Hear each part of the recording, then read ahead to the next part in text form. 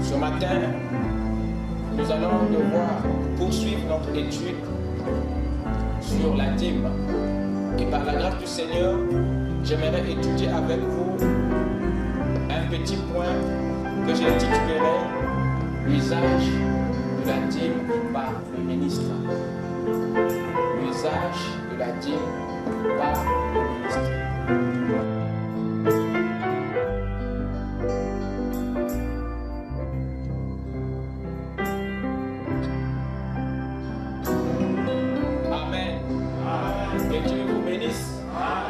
Je vous salue ce matin dans le nom du Seigneur Jésus-Christ. C'est encore un privilège que le Seigneur nous a accordé d'être compté parmi les vivants. Amen. Alors sans plus tarder, je vais vous inviter à vous lever pour lire avec moi les Saintes Écritures.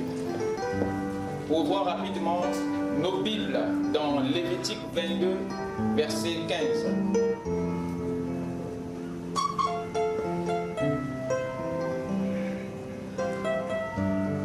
Lévitique 22, verset 15. Les sacrificateurs ne profaneront point les choses saintes qui seront présentées par les enfants d'Israël et qu'ils ont offert par élévation à l'Éternel. Amen. Amen. Prions le Seigneur. Dieu Tout-Puissant, il est vrai que tu es digne de louange. Tu es le seul Dieu que nous adorons, le Dieu de la Bible, le Dieu des prophètes et celui des apôtres. Tu es celui qui a créé les cieux et la terre, et ton nom est le Seigneur Jésus-Christ, et William Branham est ton prophète. Nous sommes reconnaissants, Père, pour la bataille que tu as livrée à notre place, et pour la vie que tu nous as garantie dans ce siècle et dans le siècle à venir. Père bien-aimé, nous voici à nouveau dans ta présence, avec tout ce que nous sommes. Nous croyons que Père, tu sais déjà, tu connais nos faiblesses. Nous te demandons, Seigneur, de nous regarder tous au travers de ton sang, afin que Père, oh Dieu, nous ayons accès dans ta présence. Ne laisse personne repartir ce matin tel qu'il est venu. Laisse que Père, oh Dieu, ton grand Saint-Esprit puisse incarner en chacun de nous et ôter toutes les œuvres mortes. Que toutes les semences mortes parviennent à la résurrection et que les corps malades soient guéris, les perdus sauvés, les rétrogrades ramenés à la parole. Seigneur, sois l'alpha et l'oméga de cette réunion. Tu connais les requêtes, toi seul peux les exaucer. Car notre foi a été placée en toi, toi l'agneau du calvaire. Laisse que Père bien-aimé, que chacun soit élevé dans les lieux célestes pour entendre et saisir ta volonté, Seigneur. Nous te remettons cette réunion, ainsi que chacun de nous ici présents, dans le nom puissant et parfait du Seigneur Jésus-Christ, notre Dieu. Amen. Amen. Je vous prie de vous asseoir. Que le Seigneur bénisse sa parole dans nos cœurs, qu'il ajoute ses bénédictions à la lecture de sa parole. Ce matin, nous allons devoir poursuivre notre étude sur la dîme. Et par la grâce du Seigneur, j'aimerais étudier avec vous un petit point que j'intitulerai l'usage de la dîme par le ministre. L'usage de la dîme par le ministre. Je vais vous donner un bref aperçu là-dessus. Si le Seigneur permet que nous partions en profondeur, alors nous le ferons. Et j'aimerais que vous me suivez attentivement comme à l'accoutumée, parce que la compréhension de la parole réside aussi dans votre capacité à vous élever, car les choses fortes, les choses profondes se saisisse d'en haut. Alors revêtez-vous de votre onction et donnez-moi toute votre attention. Amen. Amen. Est-ce que vous êtes là? Amen. On peut commencer? Amen.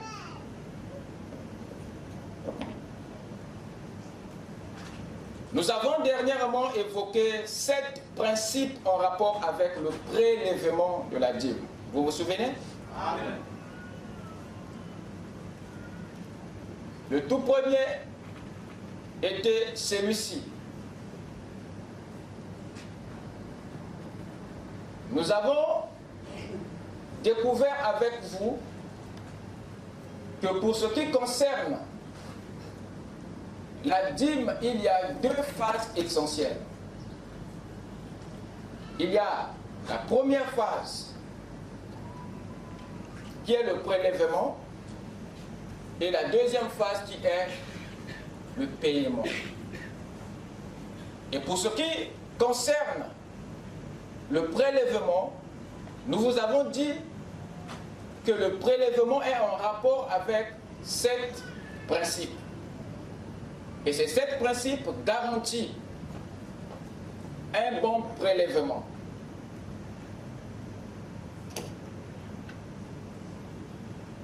Parce que si le prélèvement est loupé, cela peut compromettre nos bénédictions. Ainsi que nous avons aligné ces différents principes pour les porter à votre connaissance. Premièrement, on ne prélève pas la dîme sur quelque chose qui ne nous appartient pas ou qui ne vous appartient pas. Deuxièmement, on ne prélève pas la dîme sur quelque chose auquel vous n'avez aucune autorité. Je sais que ça sonne quasiment la même chose, mais prenez-le de cette manière. Troisièmement, on ne prélève la dîme que sur quelque chose qui vous revient des droits, qui vous appartient. Et là-dessus, nous avons donné quelques exemples.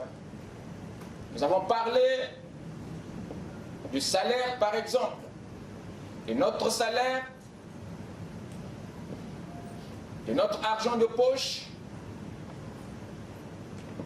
Nous avons parlé des dons, ainsi de suite. Et sur les dons, il y a beaucoup d'ambiguïté dans les esprits des gens. Mais il y a une écriture de Genèse 28 qui nous aide là-dessus, là où Jacob promettait à Dieu de bien vouloir payer sa dîme à partir des choses que l'Éternel lui donnerait. Et nous savons tous que Dieu nous donne des fois au travers des hommes et des femmes. Et cette écriture nous a suffisamment montré que la dîme peut être prélevée des dons. La dîme peut être payée à partir des dons. Et en dehors de ça, nous pouvons aussi regarder cette écriture de Nombre 18, verset 29. Vous êtes là? Amen. Qui nous dit de façon simple, je reviendrai là-dessus, sur tous les dons qui vous seront faits, vous prélèverez toutes les offrandes pour l'Éternel. Sur tous les dons qui vous seront faits, les dons ne sont pas faits seulement aux sacrificateurs, mais les dons peuvent être faits à tout le monde.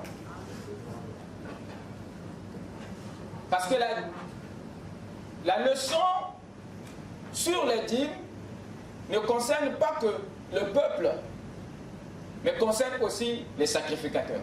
Nous sommes tous concernés par cette étude, par cette notion. Personne n'est à l'abri, personne n'est mis de côté. Parce que Dieu s'adressait à tout le peuple, aux adultes et aux enfants, aux sacrificateurs et au reste du peuple. C'est un commandement que doit vivre le peuple dans son entièreté. Surtout les dons qui vous seront faits, vous prélèverez toutes les offrandes pour l'Éternel. Sur tout ce qu'il y aura de meilleur, vous prélèverez la portion consacrée. Donc il est possible, selon les Écritures, de prélever la dîme à partir d'un don. Est-ce que c'est clair? Amen. Le principe 4 nous apprend que la dîme ne se prélève que sur base d'une formule irrévocable. Laquelle? Celui des 10%.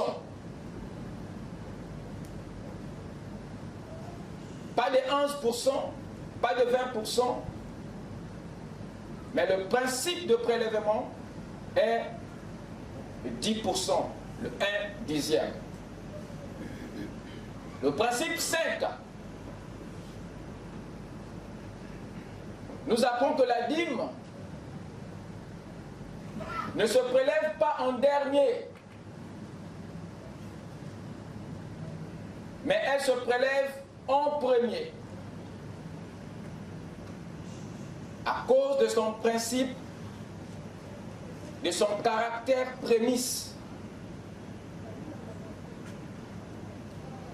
Nous avons expliqué ce point. Principe numéro 6. Ce principe nous apprend qu'on n'arrondit jamais la dîme. On ne l'arrondit pas.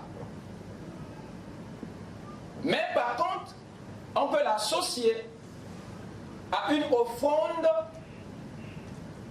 on peut l'accompagner à une offrande pour faciliter son paiement.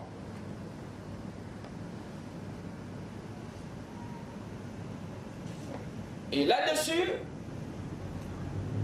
nous nous sommes efforcés à rendre ce petit point clair par des petits exemples que nous avons pris dernièrement.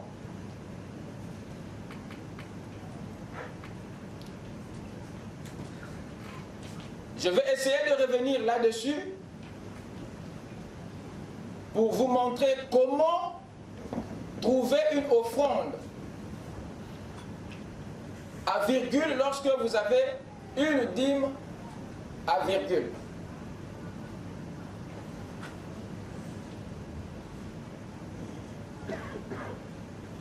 Lorsque vous avez par exemple un gain de 12 775 francs,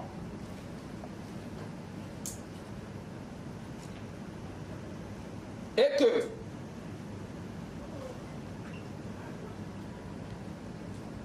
votre dîme vous donne 1277,5 francs, et là vous êtes confronté à un petit problème, parce que vous êtes en difficulté de trouver en monnaie une dîme de 1277,5 francs. À ce moment-là, ne soyez pas tenté à arrondir votre dîme à 1500 par exemple. Ne le faites pas. Mais par contre, que faut-il faire? Vous pouvez par exemple chercher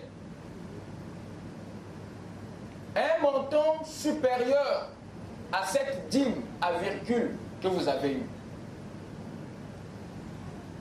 J'ai par exemple ici 1277,5 francs. Le montant, parce que là, je veux chercher une offrande qui pourra à la fin me donner un montant payable, un montant sans virgule. Alors je regarde ma dîme, j'ai 1277,5 francs. Alors, quel est le montant supérieur à 1277,5? Et quand j'essaie de voir, je vois par exemple 1500. 1500 par là, c'est déjà un montant supérieur à ma dîme à virgule. Alors, je fais quoi? Je prends ces 1500 francs, qui est un montant supérieur à ma dîme, je la soustrais à ma dîme. Donc, je prends 1500 moins 1277,5. Ça me donnera 222,5 francs. Et les 222,5 francs, pour moi, c'est déjà une offrande qui peut se marier à la dîme de 1277,5 francs, qui peut facilement me donner un montant payable. Voici comment vous pouvez trouver une offrande à virgule qui peut accompagner votre dîme à virgule afin d'avoir par l'addition un montant qui ne vous posera pas problème pour ce qui concerne le paiement. Donc il suffit simplement de voir quel est à peu près le montant qui est supérieur à ma dîme à virgule. Et vous prenez ce montant, vous soustrayez la dîme et vous aurez un petit montant à virgule, et c'est celui-là qui va aller comme offrande à côté de votre dîme à virgule. Dans mon exemple ici, dans mon cas de figure, j'ai pris par exemple sur les 1277,5, pour moi, je prends 1500 par exemple, qui est un montant plus supérieur à ma dîme à virgule. Alors, je prends 1500 moins 1277,5 qui est ma dîme à virgule, ça me donne 222,5. Alors, ça devient pour moi l'offrande à virgule que j'affecte à ma dîme pour avoir un montant facile à payer. Donc je fais 222,5 plus ma dîme de 1277,5, ça me donne 1500. Et voici ce que je mets dans mon enveloppe, et voici les informations que je mettrai sur mon enveloppe. Sans pourtant déformer ou arrondir ma dîme, je mets dîme 1277,5, offrande 222,5, total 1500 francs. Sans pourtant avoir altéré la nature de ta dîme. Est-ce que quelqu'un a compris? Amen. Par cet exemple, j'ai voulu vous montrer comment trouver une dîme à virgule lorsque vous êtes devant une dîme, une offrande à virgule, lorsque vous êtes devant une dîme à virgule. Parce que quand vous vous retrouvez dans cette situation, la plupart des temps, c'est une casse-tête.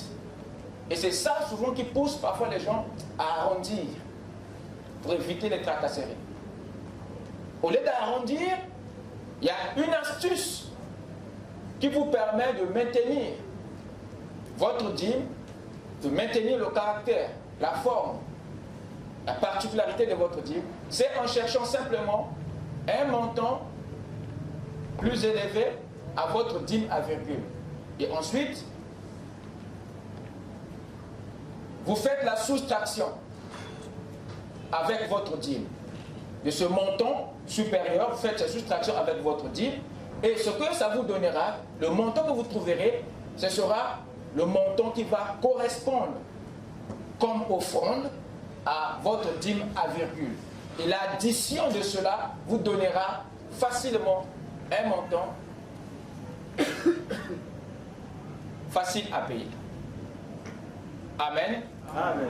Est-ce que je peux passer? Amen. Principe numéro 7. La dîme ne se paye qu'à partir des revenus. La dîme ne se paye qu'à partir des revenus. Ça, c'est le dernier principe du prélèvement. La Bible nous dit ceci. Dans Lévitique 27, verset 30. Toute dîme de la terre, soit des récoltes de la terre. Suivez-moi bien. C'est un petit retour que j'ai fait pour essayer un peu d'assainir les eaux. Toute dîme de la terre, soit des récoltes de la terre, soit du fruit des arbres, pas des arbres, mais du fruit des arbres. Les fruits, c'est le produit de l'arbre. La récolte, c'est quoi? C'est le produit de la sémence. Toute dîme de la terre, soit des récoltes de la terre, soit du fruit des arbres, appartient à l'Éternel. La part de l'Éternel, c'est le fruit des arbres. Pas les arbres, mais le fruit des arbres. La récolte des champs. Pas les champs, mais sa récolte. C'est une chose consacrée, dit-il, à l'Éternel. Quelqu'un peut dire amen? Amen. Allons-y dans 1 Samuel. Verset 8. Le verset 15. Il est dit ceci. Il prendra la dîme du produit de vos sémences. Il prendra quoi? La dîme de la sémence? La dîme du produit de la sémence. Donc la dîme est prélevée sur ce que produit la sémence. La dîme n'est pas prélevée sur la sémence, non, mais sur ce que la sémence, votre sémence a produit. Il prendra quoi? La dîme du produit de vos sémences et de vos vignes et la donnera à ses serviteurs. Amen. Amen. Deutéronome 14, verset 22. Tu les verras quoi? La dîme. Sur quoi? La sémence? Non. Tu lèveras la dîme de tout ce que produira ta sémence.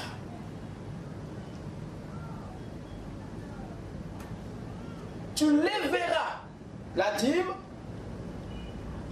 de tout ce que rapportera ton champ.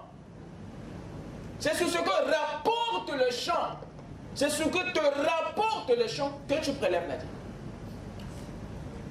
C'est sur le produit de la sémence que tu prélèves la dîme, pas sur la sémence. Je ne sais pas s'il y a que moi qui comprends. Hein? Amen. Nous sommes ici dans Deutéronome 14, 22. Quels sont les détails de cette écriture pour faciliter la compréhension? Je répète les écritures. Dans cette écriture, il y a deux détails. Number one, la sémence. Number two, le produit de la sémence. Il parle de deux choses. Il nous parle de la sémence et de ce que a produit quoi? La sémence. Et il nous dit que la dîme doit être levée sur quoi? Sur la sémence? Sur le produit de la sémence. Alors, allons-y maintenant dans les symbolismes. Nous sommes en train de partir mot à mot. Hein. Vous suivez? Amen. La sémence ici représente quoi? Et le produit de la sémence représente quoi? Parce qu'il ne faut pas courir, il faut aller minutieusement, comprendre pour bien agir. La sémence ici représente votre arbre. La sémence ici représente votre capital. La sémence représente votre travail. Votre ministère. Et le produit de la sémence, ici, représente les revenus. Amen. Quand on parle de produit de la sémence, en un mot, on parle de quoi? Des revenus de la sémence. Le produit de la sémence, c'est le revenu de la sémence. Amen. Simplement. Et c'est le fruit de votre arbre. Les revenus ici, c'est les fruits que votre arbre a produits. Les revenus ici, c'est quoi? C'est le bénéfice que votre capital a produit. Les revenus, c'est quoi? C'est le salaire que votre travail a produit. Amen. Voilà l'étude thématique, symbolique de l'écriture. À ce moment-là,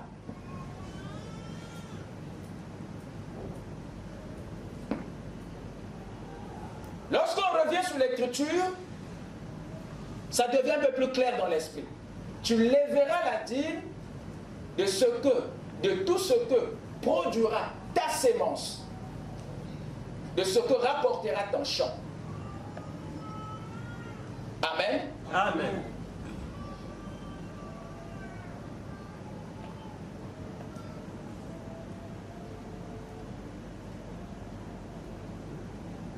Le revenu,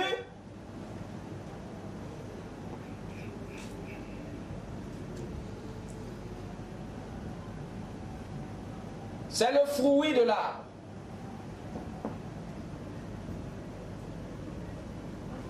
Le revenu,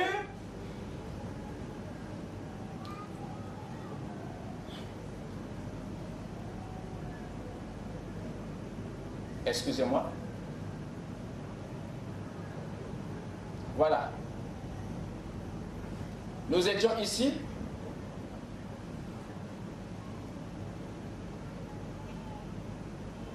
La sémence, le produit de la sémence.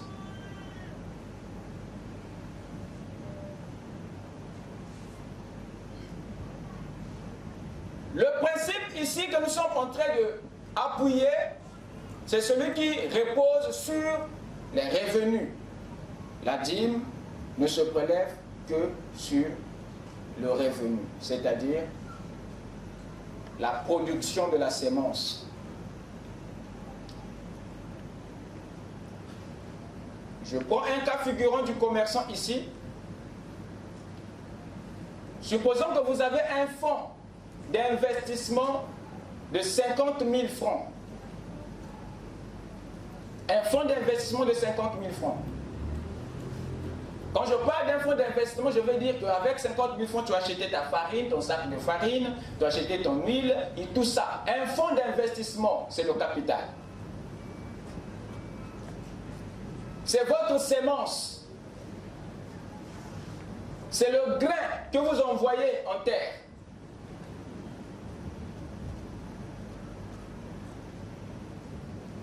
Et à la fin du mois, ces 50 000 vous rapportent 20 000.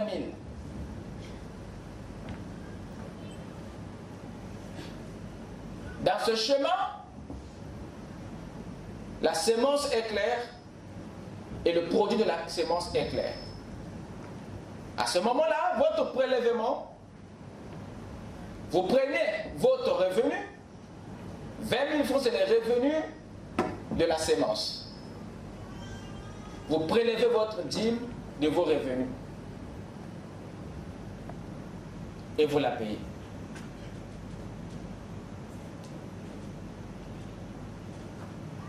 Est-ce que c'est clair? Amen.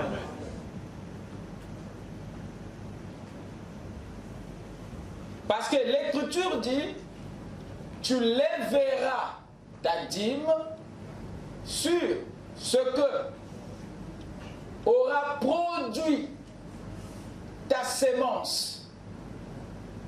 Amen. Frère Branham dit ceci dans question-réponse numéro 2, paragraphe 184, la première partie. Je pourrais me tenir ici jusqu'à demain matin à vous raconter ce qui est arrivé quand j'ai vu ça. Et dans quelle situation j'étais. Mais aussi loyalement qu'il est possible de le faire, je payais ma dîme. Et quand je prenais l'argent qui me revenait de l'église, les dîmes je suppose, ou de mes campagnes, il parle ici de ses revenus. Les dîmes sont ses revenus et les dons que les gens lui faisaient lors des campagnes étaient aussi ses revenus. Pourquoi? Parce que c'est son travail, c'est son ministère qui produisait ses dîmes et ses dons des campagnes. Amen. Il parle ici de ses revenus. Ce que produisait son ministère, son travail dans les champs de mission et dans l'église.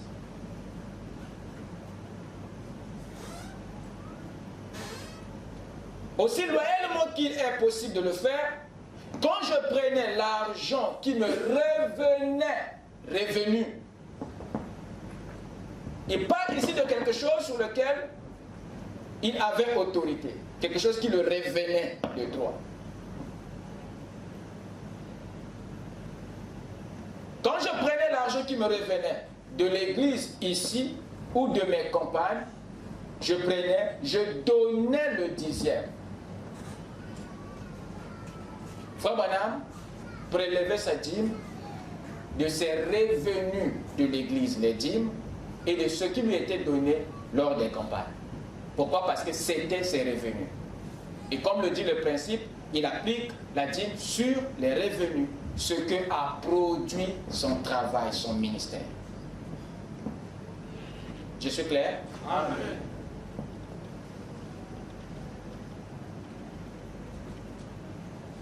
Voyons un peu ce qui se dit ici, dans la restauration de l'arbre de l'épouse, paragraphe 13.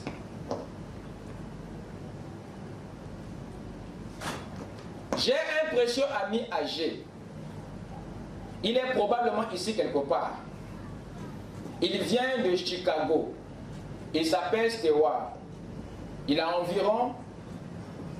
Stewart, je pense qu'il a 75 ans ou davantage. Et il est venu me trouver là dehors. Il met ses dîmes de côté en pièces de 10 cents. Et il m'a donné tout un paquet de pièces de 10 cents. À peu près grand comme ça. Et oh, je ne sais pas, bien sûr, ce sera versé pour une œuvre missionnaire à l'étranger. Nous avons ici un frère qui a présenté à Frère Branham un lot de pièces. Cela attire notre attention. Il se pourrait que cette pièce soit aussi en rapport avec le type d'activité qu'il faisait.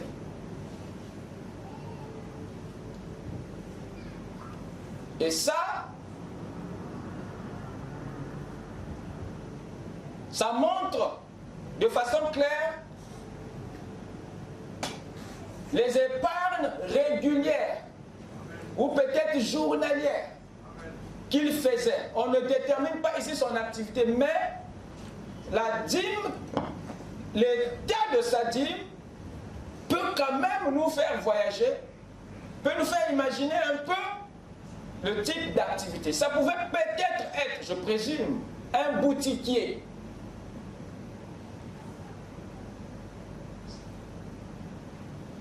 Vous me suivez? Amen.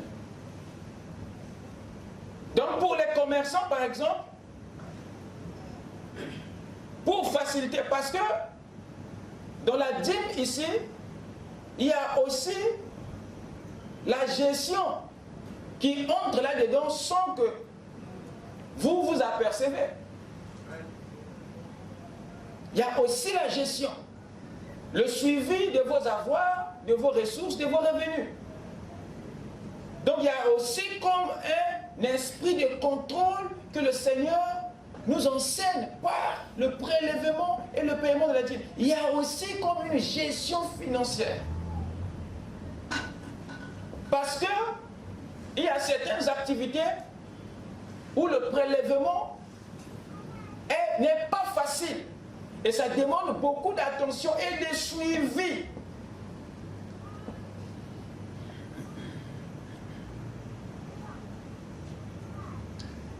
Amen. Amen. Amen. Amen. Amen. Amen.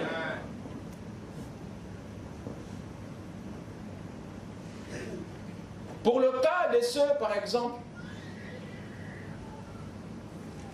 qui vendent des divers,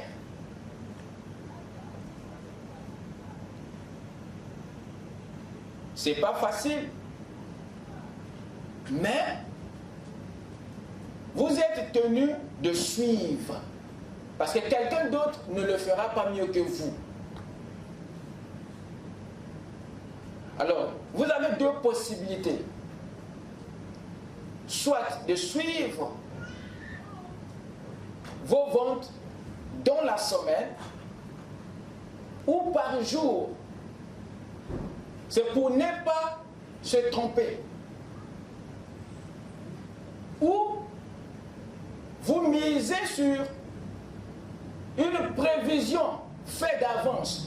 J'ai acheté une marchandise de 1000 francs et quand je fais mes calculs, connaissant déjà le prix d'achat et le prix de revente, tu fais déjà une prévision. Tu sais, dans mon investissement de 10 000 francs par exemple, en vendant ces parfums, l'unité par exemple à 1500, je sais qu'à la fin, j'ai au moins un bénéfice de 5000. Dès le départ, tu as déjà une idée, parce que tu sais combien tu as investi et tu connais le prix unitaire, déjà majoré. Tu peux déjà savoir, dans les 10 parfums que j'ai achetés à 10 000 francs ici, voilà, quand je vendrai à la fin de cette semaine, j'aurai par exemple 5 000 francs de bénéfice. Vous avez déjà majoré. Et quand dans la journée tu vends un parfum, tu sais déjà, soit tu peux prélever par jour, ou soit tu mets de côté ton argent pour faire un prélèvement unique à la fin du recouvrement ou à la fin de la semaine ou à la fin du mois. Tu ne vas pas te tromper parce que tu sais déjà que tu as investi 10 000 francs et tu t'attends à un bénéfice de 5 000 francs. Amen. Donc c'est ce suivi-là aussi qui est important pour ne pas se perdre dans le prélèvement. Surtout si vous manipulez des activités, des articles vraiment difficiles à suivre. Alors cela vous incombe de mettre sur pied un suivi, un contrôle, pour que vous puissiez effectivement prélever vos dîmes correctement, sans problème. Quelqu'un me suit? Amen. Alors, voilà ce que je tenais à repréciser avant d'entrer sur le sujet d'aujourd'hui. L'usage des dîmes par le ministre. L'usage, vous êtes prêts? Là, je commence à prêcher. L'usage que fait le ministre des dîmes qu'il perçoit ne doit pas être un secret, un mystère ou un tabou.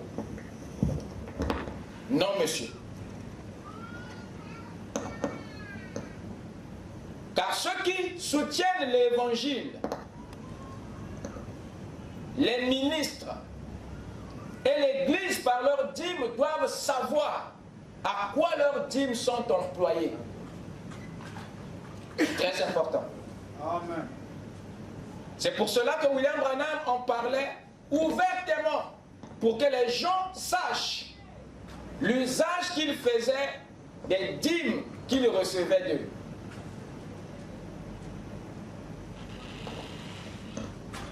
Quel usage le ministre doit-il faire des dîmes qu'il reçoit?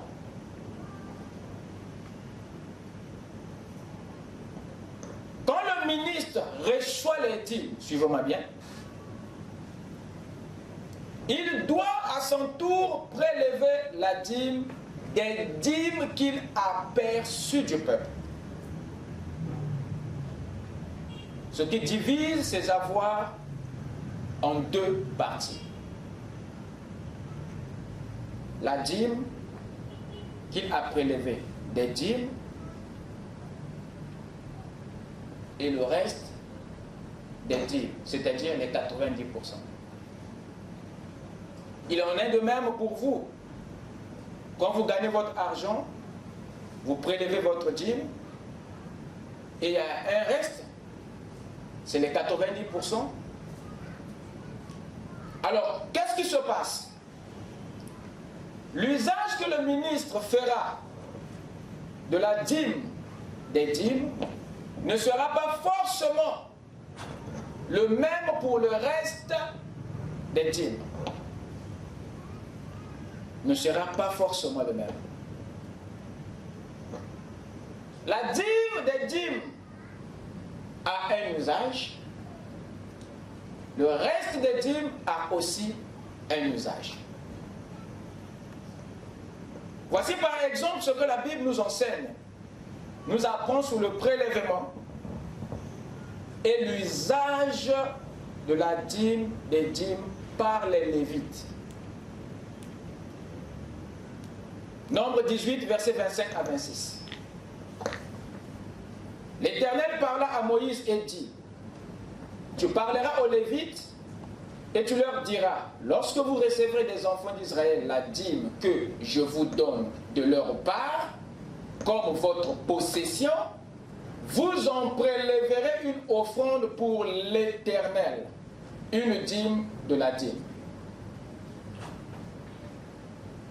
Nous pouvons constater ici que la dîme de la dîme était le premier prélèvement que les ministres et les sacrificateurs faisaient de la dîme qu'ils recevaient du peuple. Le tout premier. Nombre 18, 28. C'est ainsi que vous prélèverez une offrande pour l'Éternel sur toutes les dîmes que vous recevrez des enfants d'Israël.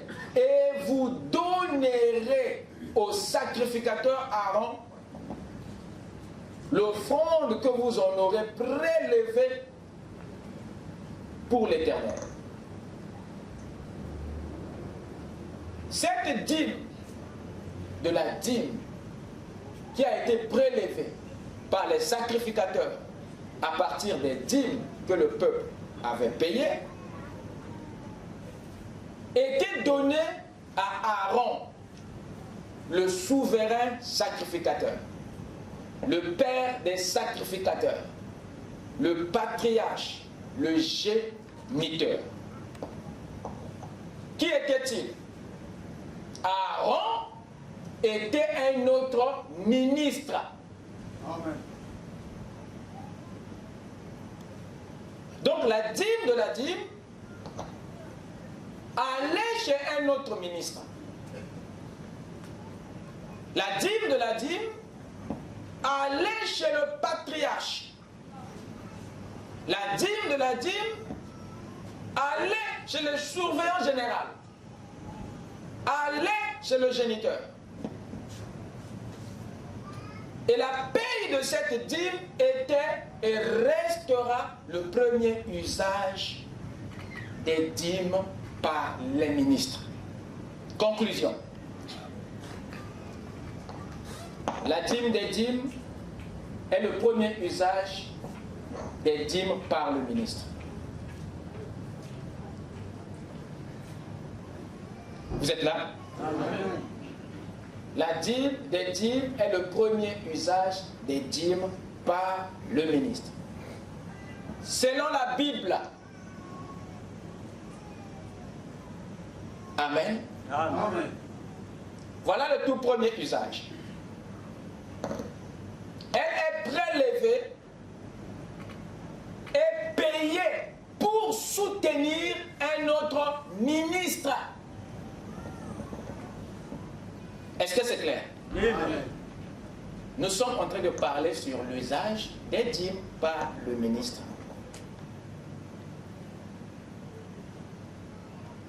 Et le tout premier usage, c'est la dîme des dîmes ou la dîme de la dîme. Dans la prédication, qu'est-ce que le Saint-Esprit, paragraphe 115, le prophète dit ceci. Quand Dieu mettait de l'ordre, il a dit, vous les Lévites, je vous ai tous appelés pour que vous soyez des sacrificateurs. Et tous vos frères, les autres, les 12 tribus, les 11 autres tribus, vous payeront la dîme. Quand vous aurez 9 oiseaux de pommes, versez-en un oiseau aux Lévites. Quand vous ferez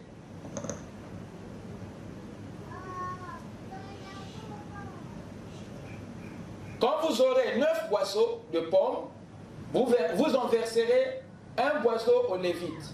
Quand vous ferez passer vos brebis dans le couloir, ici prenez la 10e brebis. Peu m'importe qu'elle soit petite ou grosse, qu'elle soit grasse ou maigre, elle appartient aux Lévites. Maintenant, vous les Lévites, quand vous recevez tout ça, vous écoutez ça? Amen. Alors vous aussi, vous donnerez la dîme à l'Éternel. Vous ferez l'offrande agitée, les offrandes par élévation, les différentes offrandes, vous donnerez la dîme à l'Éternel. Amen. Amen. Il continue. Donc, questions et réponses. Numéro 2, paragraphe 184, il dit ceci. Je pourrais me tenir ici jusqu'à demain matin, à vous raconter ce qui est arrivé quand j'ai vu ça. Et dans quelle situation j'étais. Mais, aussi loyalement qu'il est possible de le faire, je payais ma dîme. Et quand je prenais l'argent qui me revenait de l'église ici ou de mes campagnes, je prenais plus, je donnais la dîme. Ensuite, je donnais ça à des ministres. Et je donnais le reste à des ministres. Frère Branham payait la dîme aux ministres.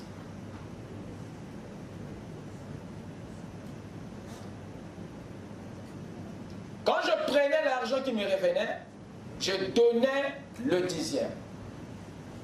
Ensuite, je donnais ça à des ministres. Et je donnais le reste à des ministres. Dans son langage ici, il nous fait comprendre que la dîme qu'il prélevait, des dîmes qu'il recevait, il le donnait au ministre. 2. Son langage ici nous fait comprendre que même ce qui lui restait, donc les 90%, il le donnait aussi au ministre. Il y a deux volets dans son langage ici. Je relis. Quand je prenais l'argent qui me revenait de l'église ici ou de mes compagnes, je prenais plus, je donnais le 10e. Ensuite, je donnais ça à des ministres. La dîme de la dîme. Et je donnais le reste, les 90%, à des ministres. Donc, dans son langage ici, il y a deux volets, il y a deux choses qui semblent paraître. Un, la dîme de la dîme que Frère Branham donnait aux ministres. Deux, et même le reste, il le donnait aussi aux ministres. Donc, ce discours du prophète nous enseigne sur l'usage des dîmes par le prophète. Et ne montre pas ici que la dîme de la dîme, le prophète l'envoyait à d'autres ministres pour les soutenir. Parce qu'il connaissait la condition dans laquelle évoluaient certains prédicateurs dans les champs de mission. Regardez par exemple cette déclaration-ci. La foi d'Abraham, paragraphe 5. Il y a quelque temps, quelqu'un allait me donner une offrande importante. Vous êtes avec moi? Amen. Il y a quelque temps, quelqu'un allait me donner une offrande importante. Il a dit que c'était la dîme. Mais c'était trop pour moi. Et je lui ai dit que je ne pouvais pas recevoir une telle offrande. Il a dit, mais frère Branham, je vous la donne. Il a dit, ce sont des dîmes. J'ai dit, eh bien, alors, si ce sont des dîmes, c'est destiné à l'église de Dieu. Il a dit, d'accord.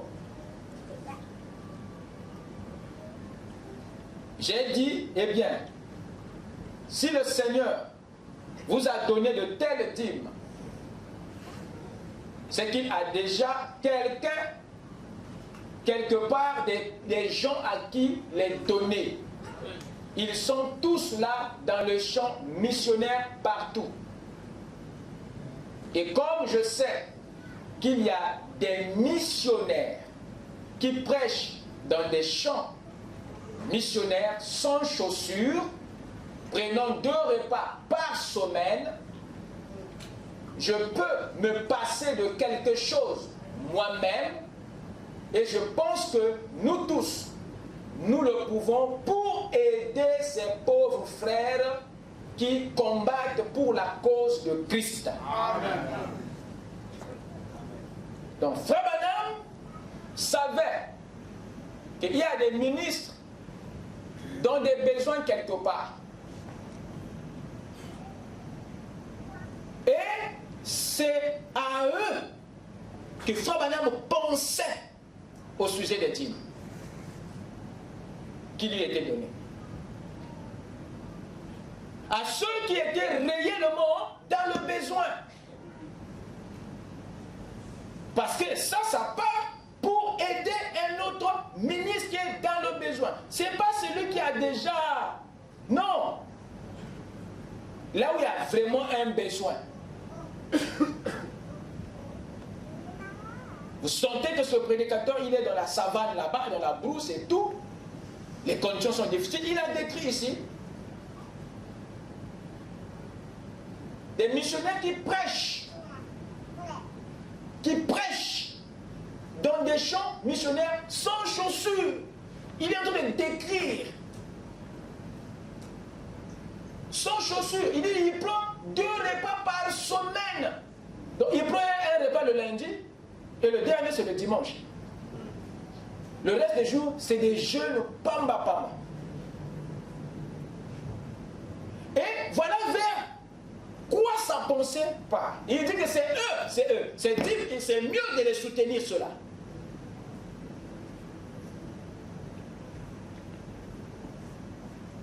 Et les dîmes sont aussi destinés à soutenir ces ministres. Quelqu'un peut dire Amen? Amen. Voilà ce que nous avons pour ce qui concerne le premier usage des dîmes par le ministre. C'est de prélever et de payer la dîme des dîmes. À qui? À d'autres ministres. Mais lesquels? Ceux qui sont réellement dans le besoin. Pas les aventuriers. Alléluia. Il vient de créer une liste. Or, au fond, cette église-là n'existe même pas. Il vient de dire que non, bon, je suis à Mujima et là-bas. Or, au fond, non. Il faut bien regarder. Il y a des ministres qui cherchent le soutien, pas pour l'œuvre de Dieu. Yes. Vous écoutez ça? Amen. Et ce n'est pas des gens comme ça qu'il faut soutenir, avec la dîme de la dîme. Non. Le besoin doit être vrai, authentique. Le deuxième usage des dîmes, l'œuvre missionnaire, évangélique. Cette œuvre missionnaire n'est pas forcément celui qui se fait par quelqu'un d'autre quelque part. Non, je répète, n'est pas forcément celui qui se fait par un autre prédicateur quelque part, dans une autre contrée, dans un autre pays. Non, cette œuvre évangélique dans laquelle les dîmes sont utilisées est cette œuvre missionnaire que l'Église et votre pasteur organisent quelque part, ou même ici. Vous écoutez ça? Amen. Le prophète dit ceci dans la Restauration. Paragraphe 24.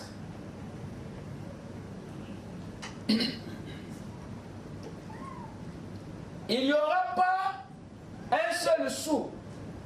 Comme vous le savez, je ne prélève jamais d'offrande dans mes réunions et je ne prends pas d'argent. Mais c'est l'Église ici qui parraine ces réunions chez les Indiens. Écoutez, une partie de l'argent de vos dîmes et autres servira à payer, à apporter ce message de salut Amen. et de délivrance à ces pauvres Indiens illettrés. Vous écoutez ça? Il parle de son ministère ailleurs. Soutenu par les dîmes de Branham Tabernacle. Vous écoutez ça? Amen. Écoutez, mais c'est l'Église ici qui parraine ces réunions chez les Indiens. Une partie de l'argent de vos dîmes. Une partie de l'argent de vos dîmes. Les dîmes que Frère Branham recevait avaient deux parties. Quelle est la partie qui était concernée dans l'œuvre missionnaire?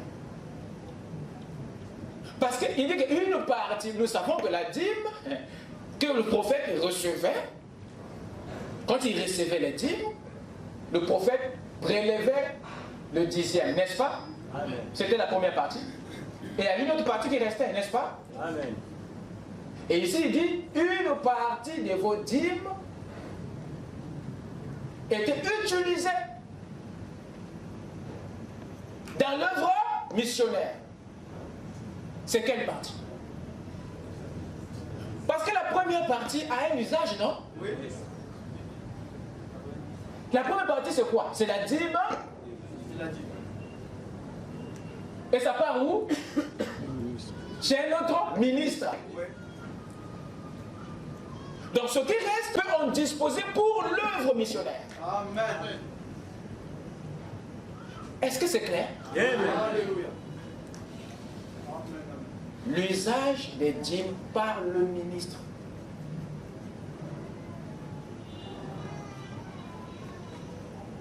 Ah, il y a d'autres qui n'aiment pas qu'on prêche ça. Hein? Il y a des prédicateurs qui n'aiment pas qu'on touche ça. Amen. Il y a ça porte non. il faut que le peuple soit éclairé. Amen. C'est pas important ça? Dieu vous bénisse, Lord. Amen, frère. Amen.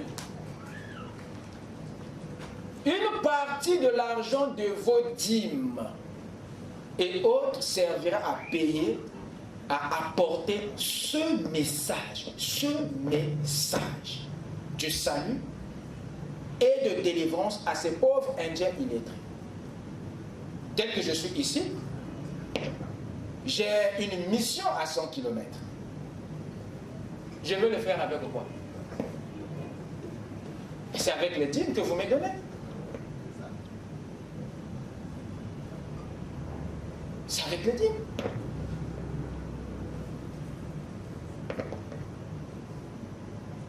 Le signe du Messie, paragraphe 31. Ces petites offrandes que vous me donnez, savez-vous à quoi elles servent?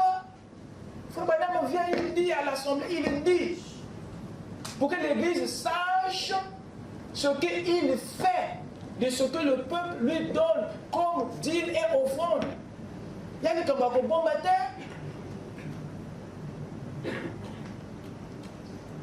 Savez-vous à quoi elles servent?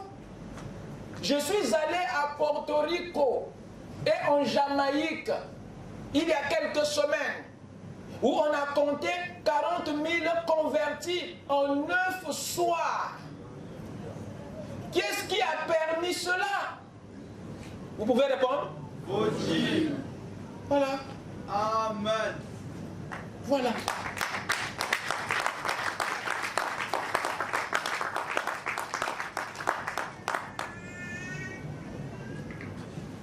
Il continue dans la même citation. Quand je suis parti, écoutez bien, le maire, le juge de l'île s'est levé et il a dit, nous avons des évangélistes qui viennent ici Oui. et qui recueillent des grandes offrandes. Et c'est très coûteux. Mais, a-t-il dit,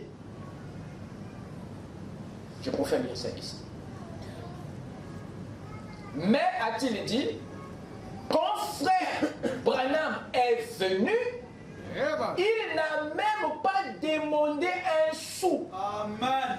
Il ne nous a jamais demandé de payer sa note d'hôtel. Et il a payé lui-même ses billets d'avion pour l'aller et le retour. Qu'est-ce qui a permis cela? Votre argent. Les dîmes. Oui. Voilà pourquoi frère Branham ne mendiait pas. Amen. Amen. Voilà pourquoi le docteur Lys ne mendiait pas. Amen. Parce qu'il faisait bon usage des dîmes et il connaissait l'usage. Aujourd'hui, nous avons beaucoup de prédicateurs mondiaux. Pour un petit voyage qu'il va faire à Pointe, il va appeler tout le monde entier, Batinele va payer tout ça. C'est pas bon. Amen. Vous écoutez ça? Amen. Oh, c'est pas fini. Oui. Je veux être certain de l'utiliser comme il le faut. Ainsi, au tribunal du jugement, quand je me tiendrai devant vous et devant Dieu et que je devrais rendre compte de cela, cela aura été fait comme il faut. J'accepte cet argent tant que je serai en mesure d'aller sur le champ afin de faire de mon mieux pour sa gloire. Amen. Amen.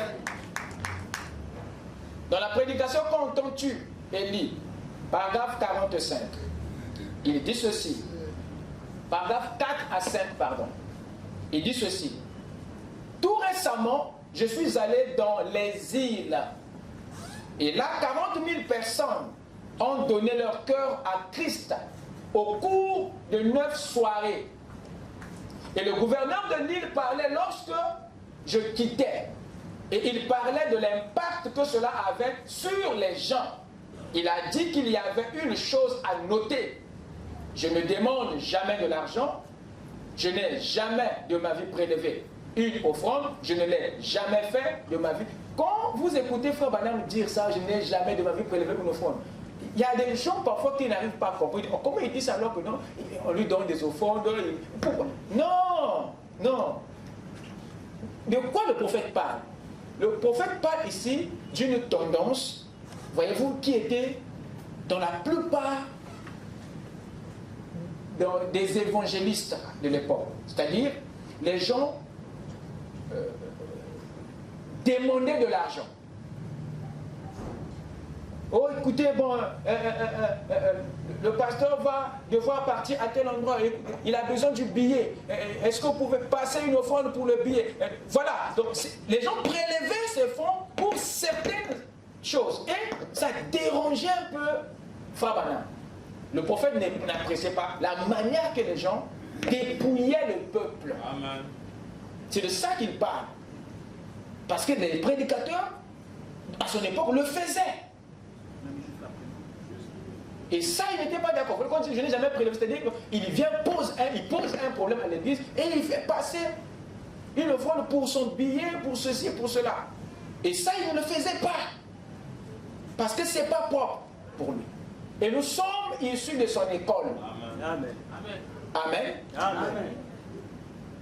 Il dit, je ne demande jamais de l'argent, je n'ai jamais de ma vie prélevé une offrande, je ne l'ai jamais fait de ma vie, mais les dîmes et tout que les gens me donnent, je ne demande même pas aux gens quand je vais outre-mer, quand je vais outre-mer, de supporter les frais de mon voyage. Oui.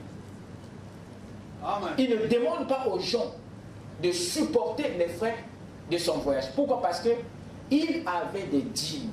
Et les dîmes, parmi ses usages, ça consistait effectivement à régler ce problème. Voilà pourquoi il ne pouvait plus faire des demandes aux gens. Est-ce que c'est clair? Amen. Je prends vos dîmes pour supporter les frais de mon voyage. C'est les dîmes qui le font. C'est les dîmes qui le font. C'est l'usage scripturel des dîmes. Voilà pourquoi il ne faisait pas, il ne sonnait pas la trompette. Il ne faisait pas des appels des fonds. Et alors, je suis donc certain que cela est dépensé pour le royaume de Dieu. Lorsque je répondrai au jour du jugement, je pourrai dire d'un cœur sincère, que j'ai utilisé cela au mieux de ma connaissance. Et c'est de la même manière que ces offrandes-ci seront utilisées. Amen. Amen. Étroite est la porte. Paragraphe 31 à 32. Nous avons logé dans un hôtel de 4e classe. Pas de première classe, hein. De 4e classe. Et nous avons payé tous nos frais de séjour et de déplacement nous-mêmes.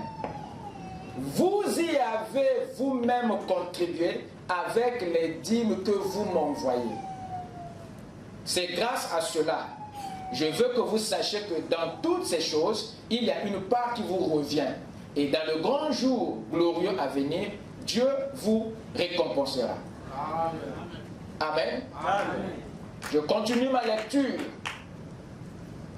J'ai un précieux ami. Oui, ça nous l'avons déjà lu. Je le lis parce que il y a la pensée de l'œuvre missionnaire là-dedans. J'ai un précieux ami, il est probablement ici quelque part, il vient de Chicago, il s'appelle Stewart. Je pense qu'il a 75 ans ou davantage. Il est venu me trouver là dehors. Il met ses dîmes de côté en pièces de 10 cents et il m'a donné tout un paquet de pièces de 10 cents, à peu près grand comme ça. Oh, je ne sais pas. Il n'est pas seulement utilisé pour soutenir un autre ministre, n'est pas seulement utilisé dans l'œuvre missionnaire, Mais la dîme est aussi utilisée pour appuyer l'Église et ses projets. Pour appuyer l'Église et son projet. Le ministre peut utiliser les dîmes pour accompagner l'Église et l'appuyer dans ses projets. Par exemple, la construction. C'est le projet de l'Église, n'est-ce pas? Amen. Dans ce contexte, le ministre peut engager ses dîmes. Ce n'est pas l'Église qui engage ses dîmes, non. C'est le ministre qui dispose, qui utilise cela pour cette cause. Dans le péché impardonnable 241, le prophète dit ceci. Je suis allé là et j'ai travaillé durant la crise économique. Et les gens ont apporté leurs dîmes. Au lieu de les conserver sans les utiliser, j'ai mis mes propres dîmes, offrandes et de l'argent, et nous avons bâti ce tabernacle. Et il est bâti avec les aumônes que les gens me donnaient pour me faire vivre. J'ai travaillé et j'ai placé cela dans le tabernacle. Et c'est la raison pour laquelle on appelle cela Branham Tabernacle. Ça n'a rien à faire avec la chose. Qu'on l'appelle Neville Tabernacle, qu'on l'appelle n'importe comment, cela n'a aucune importance. C'est juste une petite place que Dieu nous a donnée pour y abriter notre tête. Amen. Amen. Il nous montre ici que le prophète a eu à utiliser ses dîmes pour appuyer le projet, le programme de l'Église, pour accompagner l'Église dans ses projets. Amen. Amen. Quatrième usage, subvenir aux besoins du ministre.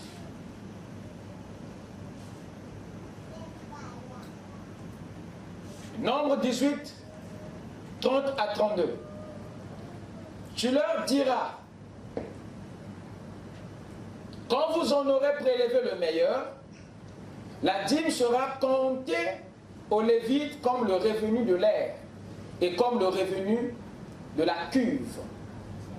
Vous la mangerez en un lieu quelconque, vous et votre maison, car c'est votre salaire pour le service que vous faites dans la tente d'assignation. Vous ne serez chargé pour cela d'aucun péché, quand vous en aurez prélevé. Quand vous en aurez prélevé le meilleur.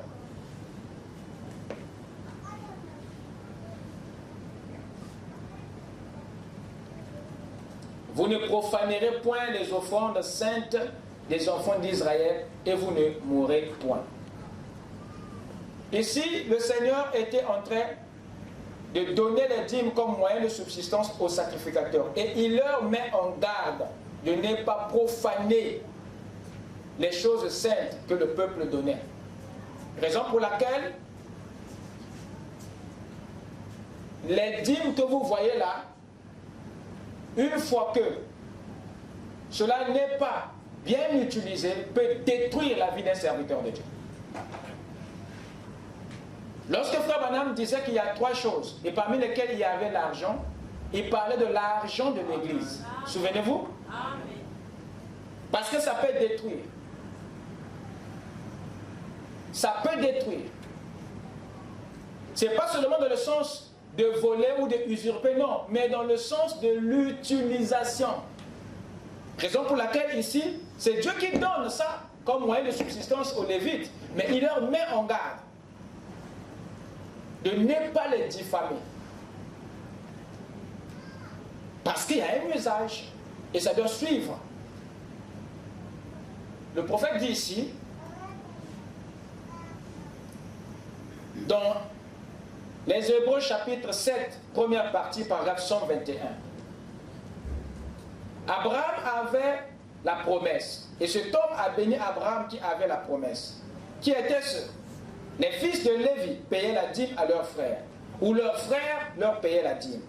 Ils avaient reçu du Seigneur l'ordre de lever le dixième de ce que leurs frères gagnaient, pour leur subsistance, parce qu'ils étaient le sacerdoce.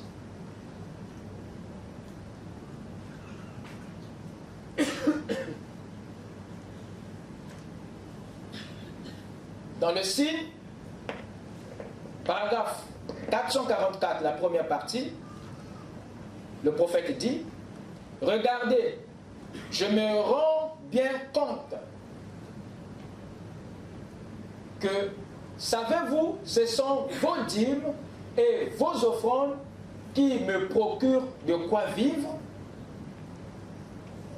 Et dans questions et réponses, 180, il dit, « Les dîmes sont apportés à l'église pour que le pasteur et ainsi de suite puisse vivre de cela. » Amen. Amen. Amen. Amen. Pour terminer, nous avons devant nous ici 4 usages scripturaires que le ministre fait des dîmes qu'il reçoit du peuple.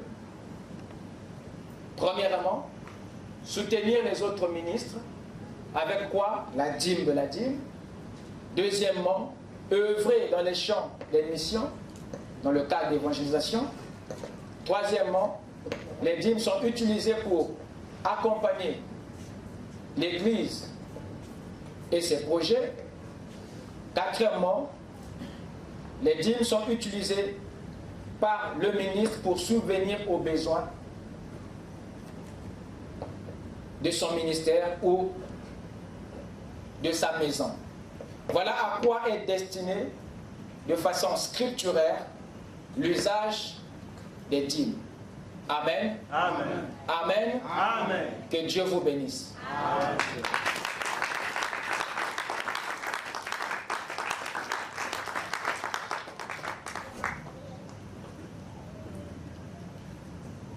Cependant, avant de vous laisser partir, je voulais aussi aborder un point qui explique pourquoi Frère Branham s'était fait un salaire.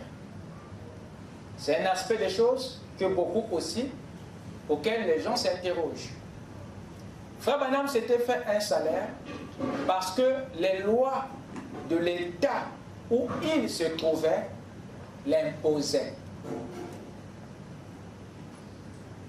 Et on lui avait imposé un impôt sur les dîmes et les offrandes qu'il recevait des campagnes et de partout. Et le seul moyen pour s'en sortir était de placer ces fonds qu'il recevait dans un compte de champ missionnaire. Ça, c'est le premier aspect. Le deuxième aspect qui a amené Frère Branham à se faire un salaire,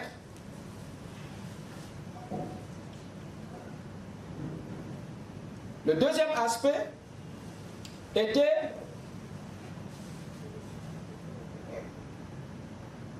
un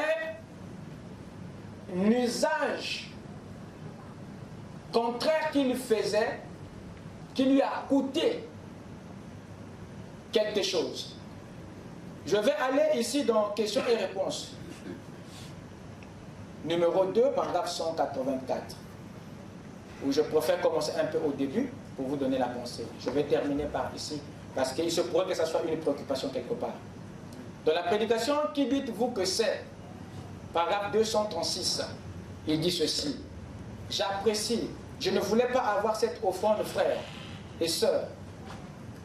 Mon église me donne un petit salaire de $100 par semaine. Et je m'en sors très bien avec ça. Ici, le prophète nous fait savoir qu'il avait un salaire de $100 par semaine. Ce qui correspond à 65 000 comme ça par semaine. Vous écoutez ça? Amen. Alors ça vient d'où cette affaire? Pourtant, nous savons déjà bien aussi que la dîme, selon la Bible, c'est aussi le salaire du prédicateur, n'est-ce pas? Amen. Mais le salaire dont il parle ici, c'est quelque chose qui a été structuré selon une loi. Question-réponse numéro 3, paragraphe 266. Quand ils m'ont dit que je devais prendre 100 $ par semaine de cette église comme salaire, eh bien, ça m'a presque donné le coup de grâce. Or, il y a Madame Wilson, je sais, et probablement son fils, et d'autres qui sont assis ici, qui s'en souviennent. Il y a des années, j'ai prêché ici pendant 17 ans et je n'ai jamais prélevé un sou. Pas une seule fois. Le peu d'argent, tout ce que j'arrivais à gagner, je le mettais là-dedans. Vous voyez? Et quand ils m'ont dit que je devais prendre ça, le salaire, pour avoir la possibilité d'aller dans des réunions, ça m'a presque démoli. Donc l'idée de salaire avait démoli Frère Branham.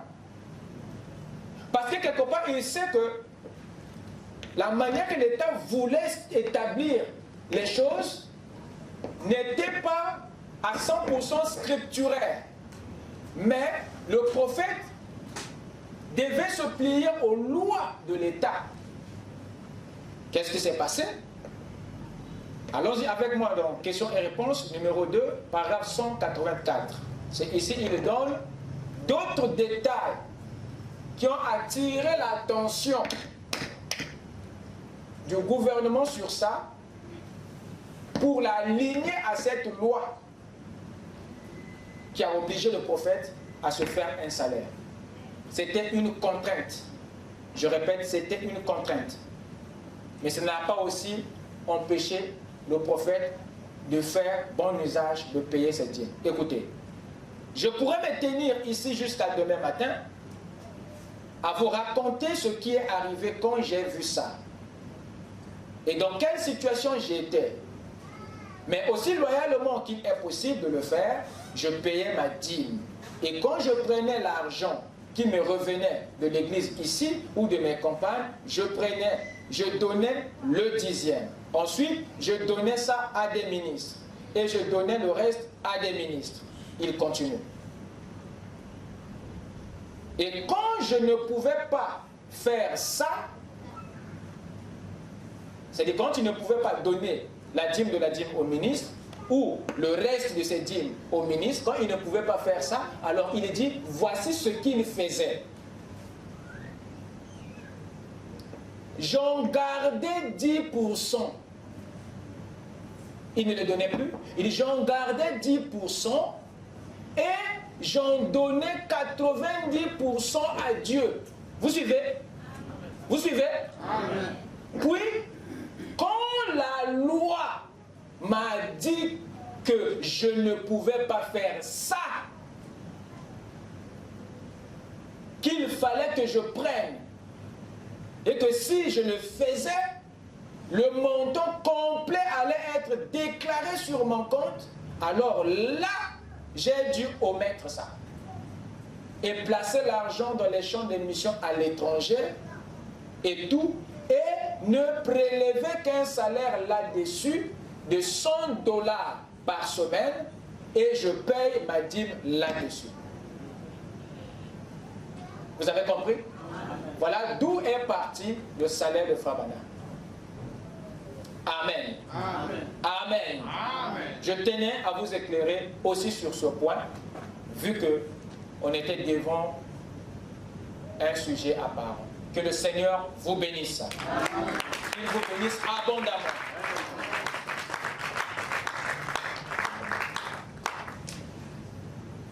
Ok. Vous avez droit à 3 questions. Vous avez droit à 3 questions. Oui.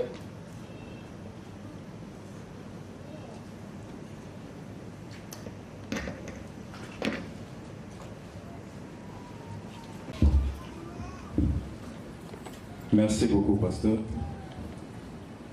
C'est sur elle se paye qu'à partir du revenu, la dîme. Pour celui qui a investi 2 millions il investit 2 millions pour acheter un taxi, par exemple. Et le mois, il a investi 2 millions. Chaque fin du mois, la voiture lui donne, par exemple, 300 000. Devrait-il collecter les 300 000 pendant une période donnée et avoir ces 2 millions, puis commencer à prélever la dîme, ou c'est dans les 300 000 qu'il reçoit qu'il doit prélever sa dîme? Ça, c'est la première question. Je préfère qu'on aille au fur et à mesure.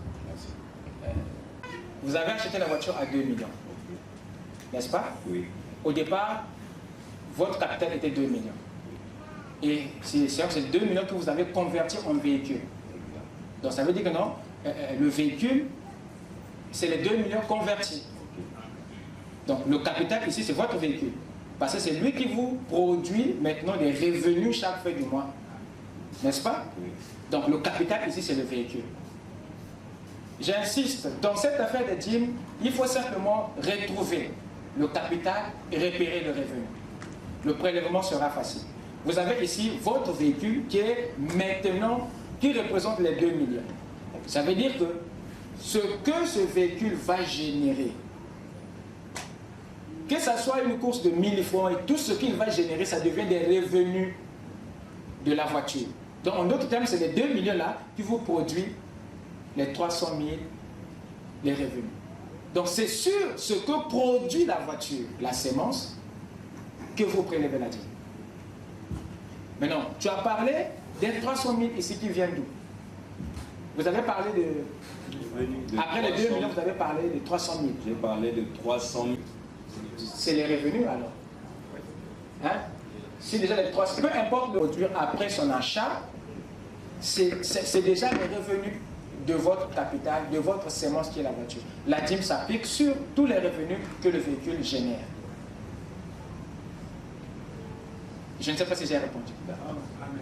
Pour que les autres aussi bénéficient de ça. Merci, pasteur, pour l'occasion. Je voulais beaucoup plus rebondir sur la question du salaire du prophète.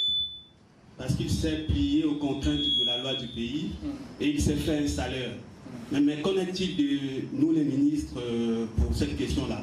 Est-ce qu'on doit se plier également sur le fait du salaire ou bien consommer toutes les dîmes qui nous seront données? Merci. Très bonne question. Alors, déjà pour commencer, on n'est pas dans le même contexte que Frère Branham.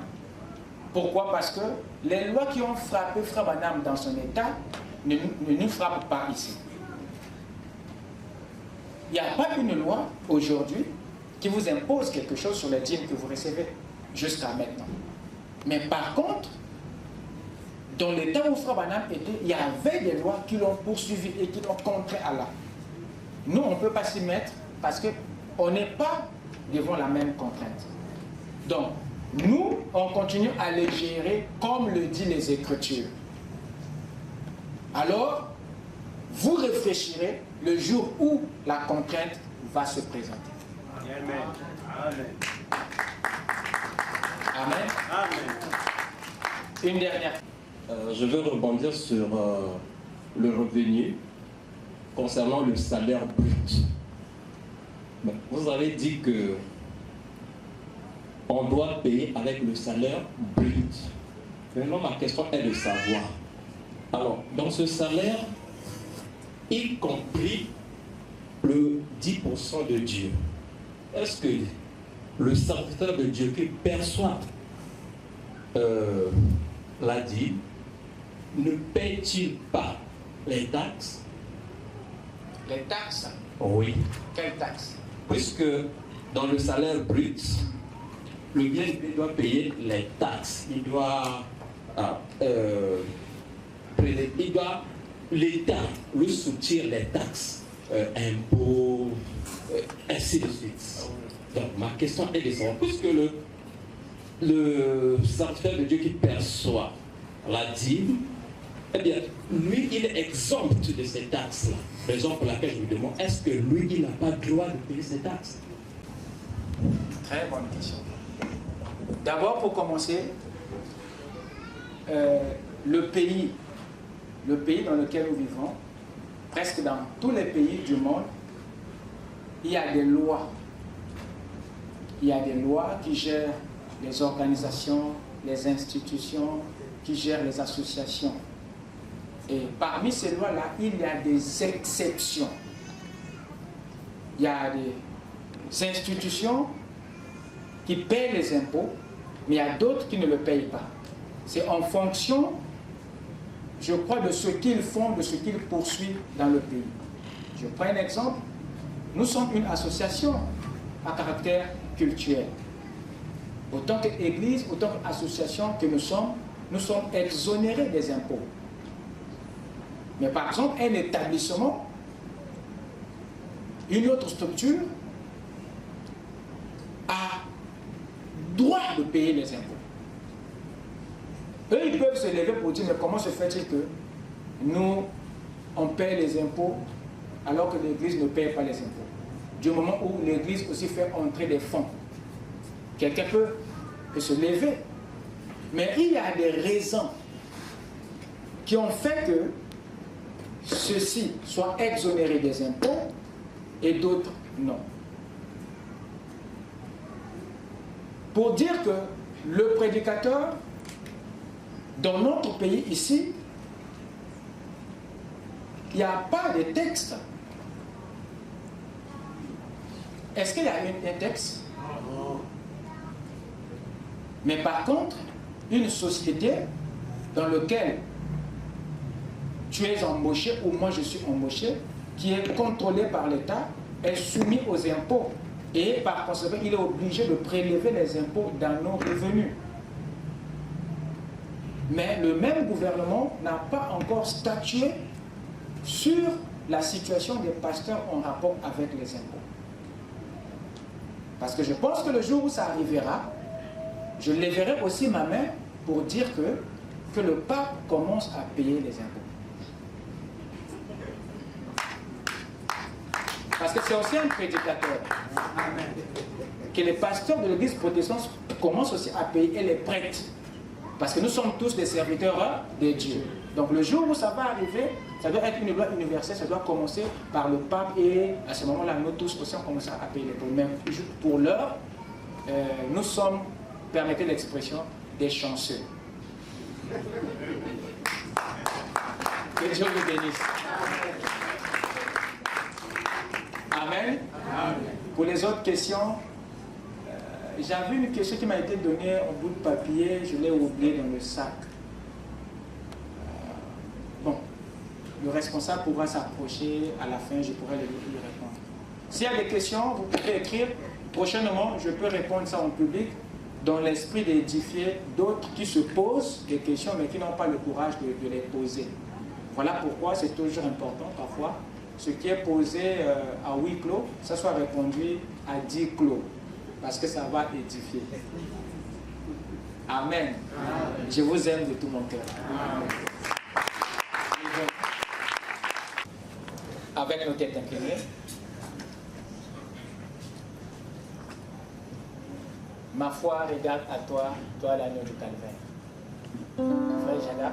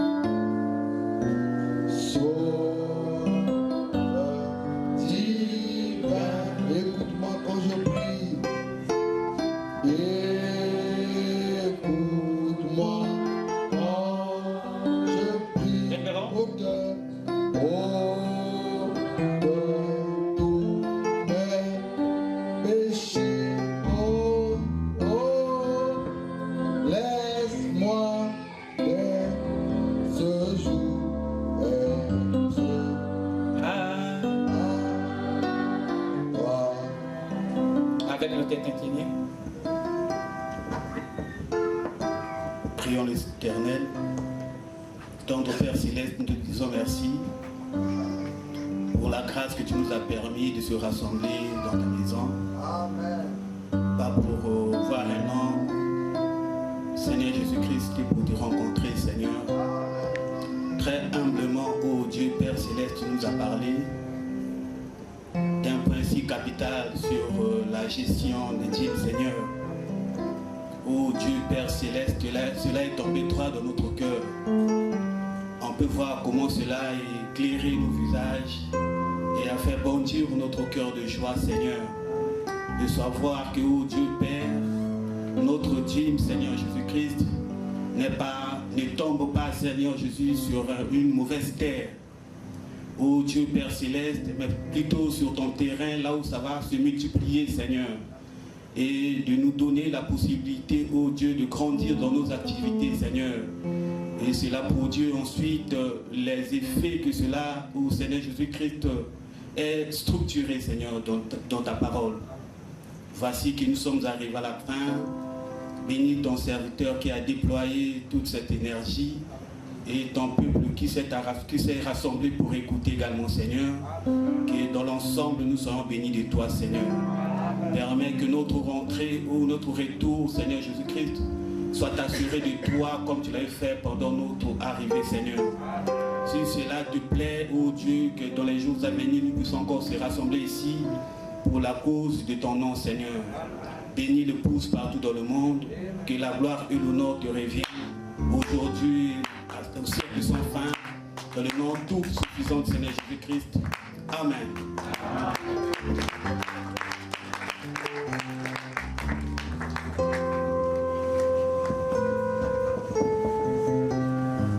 Une fois de plus, que Dieu vous bénisse. Je suis votre frère Massalo. Je suis à Dolisie, un missionnaire des bandes. Je crois que c'est déjà beaucoup.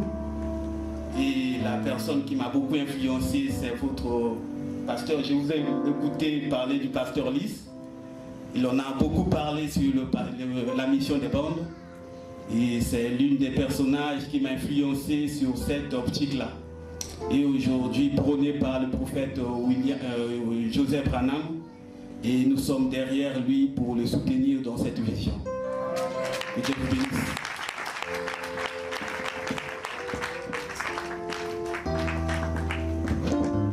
Que Dieu bénisse notre frère.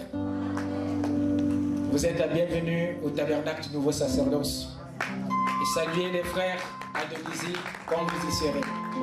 Amen. Très rapidement, nous avons un bébé à consacrer. Si l'enfant et les parents peuvent s'approcher, la famille Pena. Mène les âmes. Mène les âmes. Mène les âmes.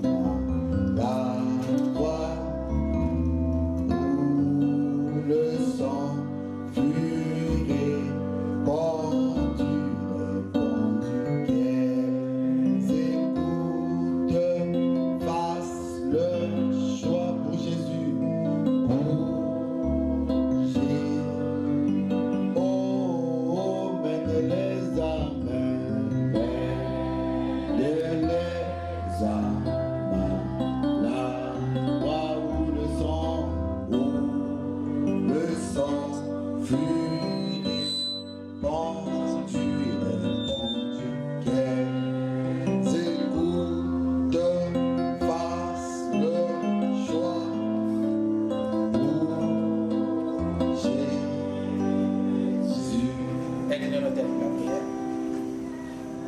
Ton Père Céleste.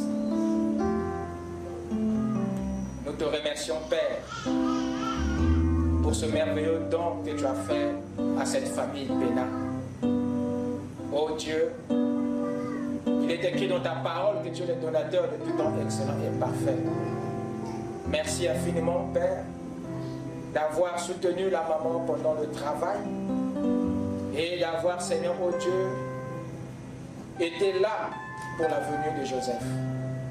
Seigneur, si tu étais toi-même en chair, c'est auprès de toi que cet enfant serait venu.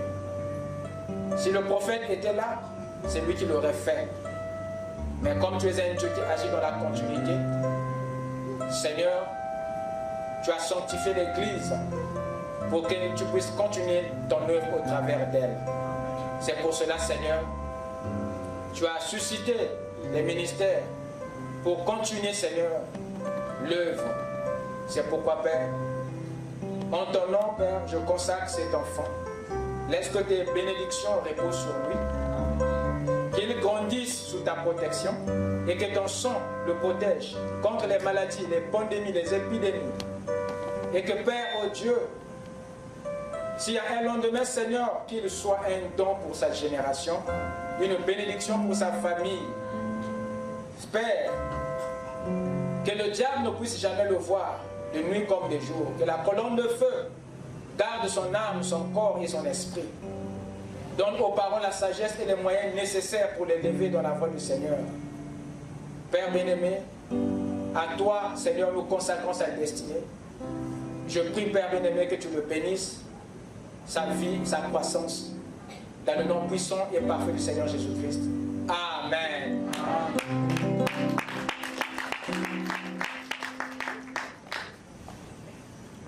Que Dieu vous bénisse. Un très beau bébé. Et il pèse plus que moi. Que Dieu vous bénisse. Allez dans la paix du Seigneur.